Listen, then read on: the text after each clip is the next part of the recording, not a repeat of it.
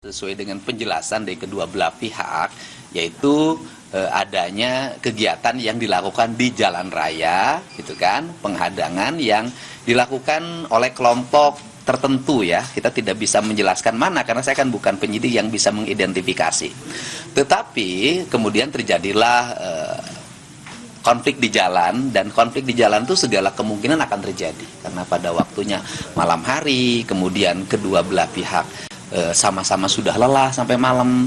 Nah, tetapi yang berikutnya dari sisi sikap saya sebagai gubernur, saya melihat keinginan yang murni dari teman-teman mahasiswa untuk menyampaikan gagasan, pikiran, kajian akademisnya kepada pemerintah, baik gubernur maupun DPRD, dan Pemprov Jabar bersedia untuk memfasilitasi. Nanti pimpinan DPR, para ketua fraksinya hadir, dan saya minta seluruh mahasiswanya serentak untuk hadir, menyampaikan pendapat, dan murni kalangan mahasiswa.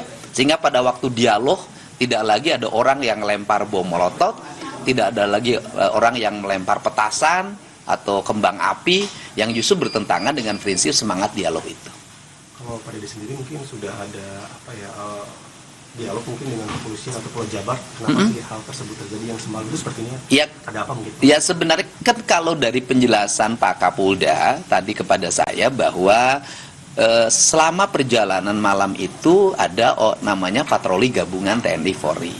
Pada saat gabungan TNI Polri berpatroli itu ada orang yang melempari dengan bom molotov, sehingga karena dilempari oleh bom molotov tentunya kan ada perlawanan yang dengan membubarkan kumpulan mereka agar jalan segera dibuka dan digunakan untuk umum. Intinya itu saja sih. Dan kalau penjelasan dari Pak Kapolda tidak ada penembakan kampus, tetapi kalau penjelasan dari mahasiswa kan berbeda lagi. Kan saya menyampaikan penjelasan kedua-duanya. Ya.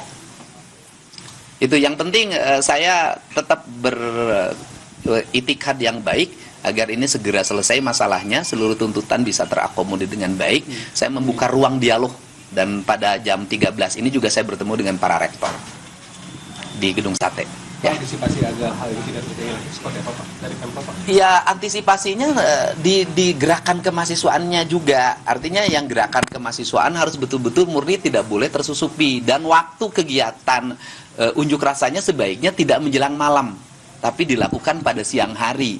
Kalau bisa sih jam 17, jam 18 sudah selesai, sehingga terbebas dari orang yang tiba-tiba pakai baju hitam, kemudian mukanya ditutup, lempar. Yang seperti itu kan terjadi.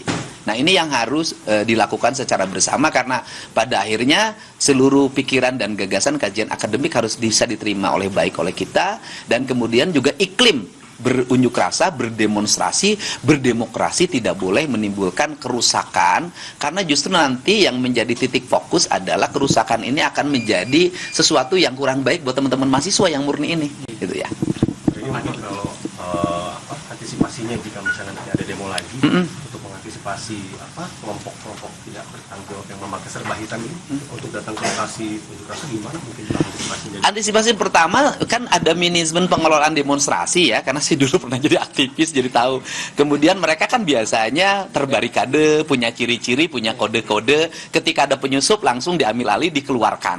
Nah, itu manajemen pengelolaan demonstrasinya juga harus segera terlatih dengan baik. Dan orang-orang yang berniat berbuat kriminal itu tidak punya ruang untuk memanfaatkan orang-orang yang punya pikiran jernih dan pikiran cerdas dengan provokasi yang mereka lakukan, yang pada akhirnya kan yang dirugikan masyarakat.